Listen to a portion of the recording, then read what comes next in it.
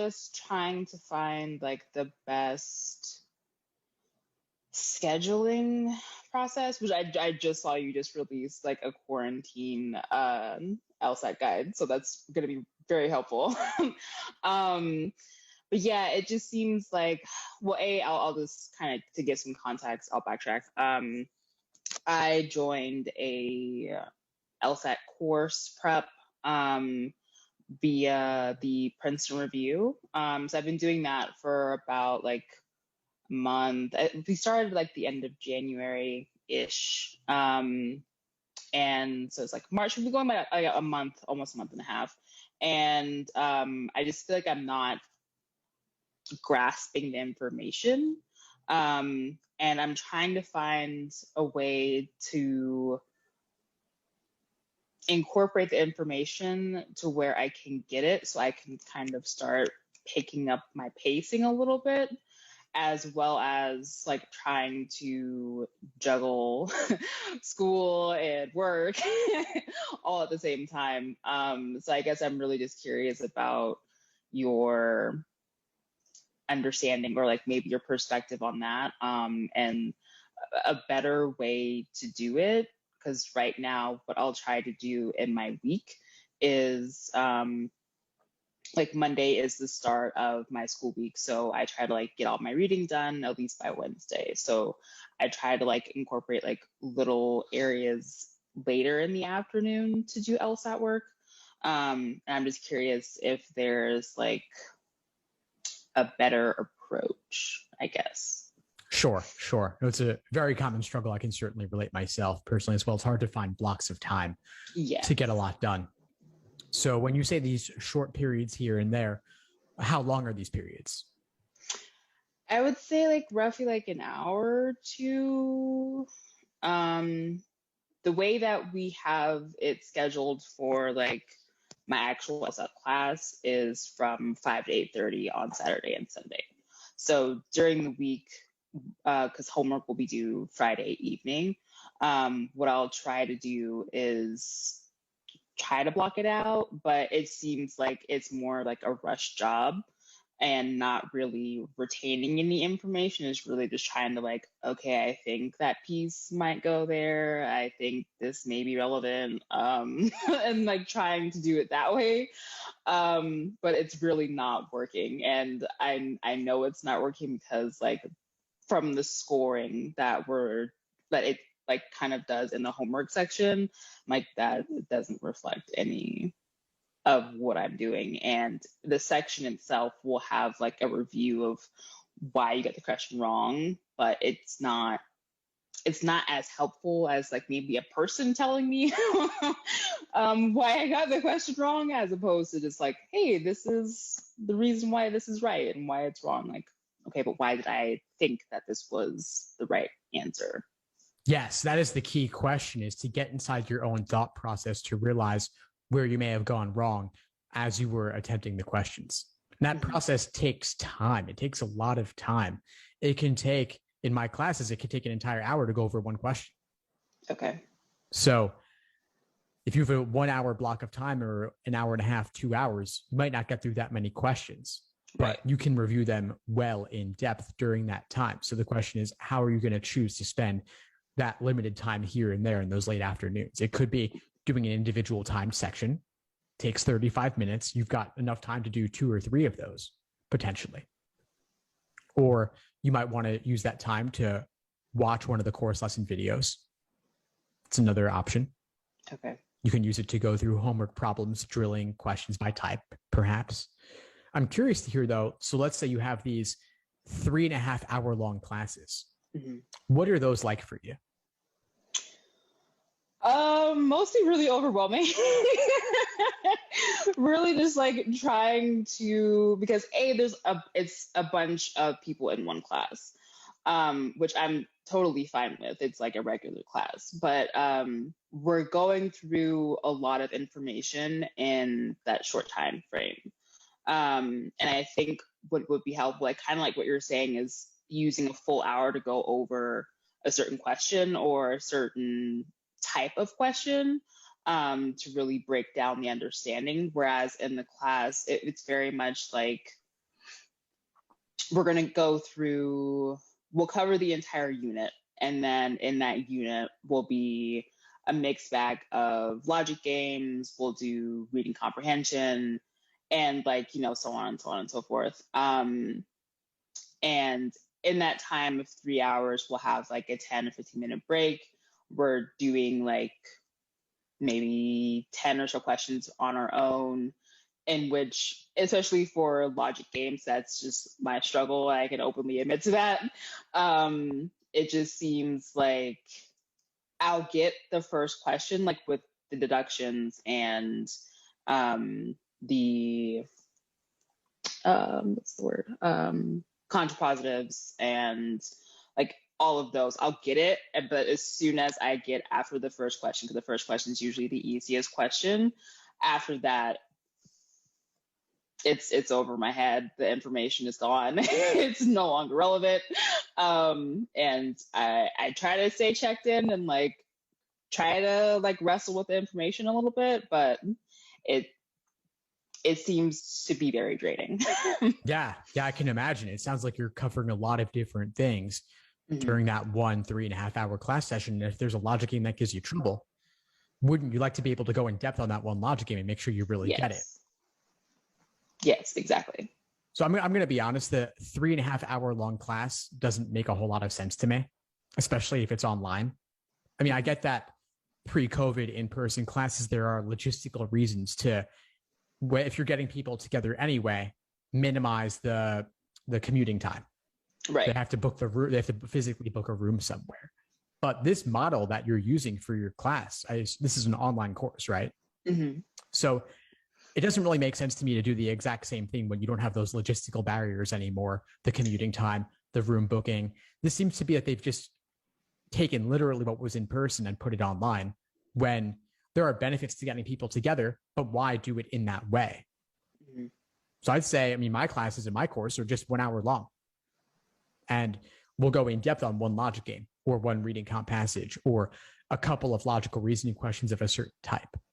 Mm-hmm. But a 3.5 hour block chunk of time to cover several different things and throw that whole variety at you, there may not be enough time to actually go in depth on the things you really need. So, yes. I mean, you're in that course. I know they're not going to take your feedback into account and change things midway through. So I mean, take from that course whatever benefit you can get, since it's already paid for, and assuming you want to stick with it.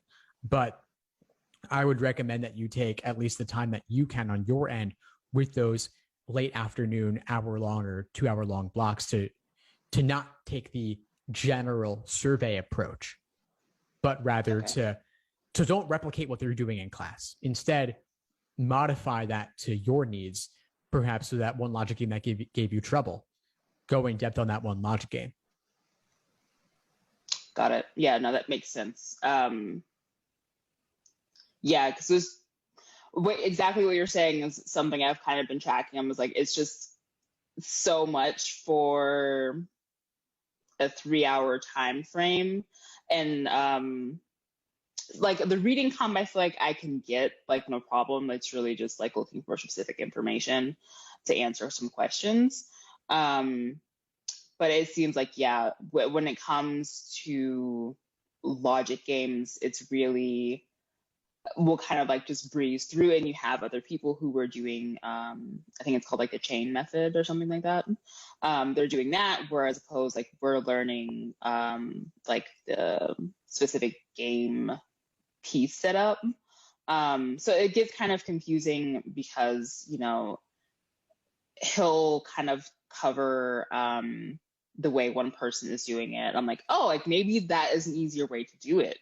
And maybe that's why like people are getting it like easier and quicker than I am, as opposed to the way that he's teaching and the way that he apparently is saying that the LSAT is going to be on, like taking it on actual testing.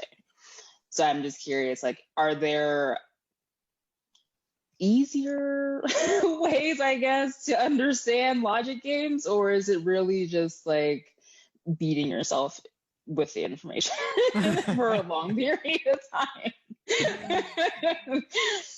I hear what you're saying. Yeah, I mean, it's a mix, right? I mean, the LSAT is not easy, and it's no reflection on any individual if you have trouble with logic games. I mean, I had plenty of trouble with logic games. It took me a long time to get it. It's not where my natural thinking comes from. So exposure to a wide variety of problems and the practice will help you get it over time. So that to me is like, okay, well, throwing a lot of volume at yourself to getting to see the patterns even on a subconscious level. So I hope that's better than beating yourself with it. I mean, you can do a couple of games and review them and watch my explanation videos and such and go back and forth and do some more problems and look at the explanations and come to class and look at the explanations and walk through them in class too. That's one way you can approach it. And then you can see different styles as well. So the way I explain it might be different than the way that one of my instructors explains it. There's a variety of valid approaches. There's not only one way to do it. I think my way is great, but it may not work for every single person, and I'm okay with that. That's why I brought other people into the mix to share different diagramming styles. So there may be easier ways than what you're learning in your class. I mean, I'll be honest, Princeton Review strategies are not my favorite ones out there. There are other ones that I think work better. I love conditional chains. I think they work like magic once you get them. So that could be worth exploring to see if that might click for you better than a different style. But there are a variety of valid ways to do the same exact problems. There are plenty of top scorers who do things all different ways. So I think, again, going deeper on one problem. So one logic game that gives you trouble, see how a couple of different people approach it, and then see which way works best for you, and then adopt that going forward. But I'm definitely not dogmatic about this. Got it. Okay. I'm trying to think if I have any more questions. I think the majority of my questions are roughly about the scheduling and logic games, because those seem to be my most hardest areas. The other thing I would suggest is if this class, I mean, I assume that these 3.5 hour long weekend classes, they're recorded. You may not need to attend them live at all or in their entirety. I wonder if there are better ways you can use a 3.5 hour block of time than attending that class live where they're giving you all that variety. What if you said, when I have a Saturday from 5 to 8:30 blocked off, that was going to be attending a live class for that entire duration? What if you instead took a practice test and reviewed it immediately afterwards, or at least part of it immediately afterwards, while your thought process was still fresh from having just done it? Right. Or maybe you do so assuming you're doing like when are you taking the LSAT? What's your target test date? The way that the program I'm in has it set up, we'll be taking it in June, like the weekend of June 5th. Great. Okay. So at least that's, Yeah. Okay. So that LSAT for June is actually June 12th. Maybe there's some outdated date there, but it's so you have one more week than you might have thought. But anyway, so you've got about 3 months. You're taking it June. That's the last LSAT Flex administration with 3 sections and no experimental section. So it's 3 sections back to back and you're done. Okay. So that takes approximately 2 hours. So if you have a 3.5 hour block of time, you could do those 3 sections back to back, simulate the pacing, simulate the endurance. Those 2 hours are complete. You then give yourself a short break, maybe eat something, go to the bathroom, stretch your legs a little bit, then return to the exam, grade it, and review maybe a couple of problems that gave you trouble while they're still fresh for you. So you could do all of that in a 3.5 hour period.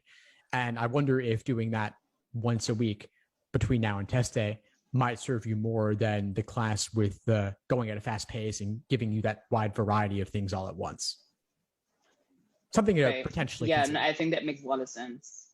Yeah, because this past weekend I was wiped out. I was tired of it, so I skipped going this week. But I think that actually would be beneficial is like trying to mitigate how being in class live as opposed to like just watching the recording and maybe pausing on a certain section and then reviewing that certain section on my own and then coming back with questions and seeing how that works. Yeah.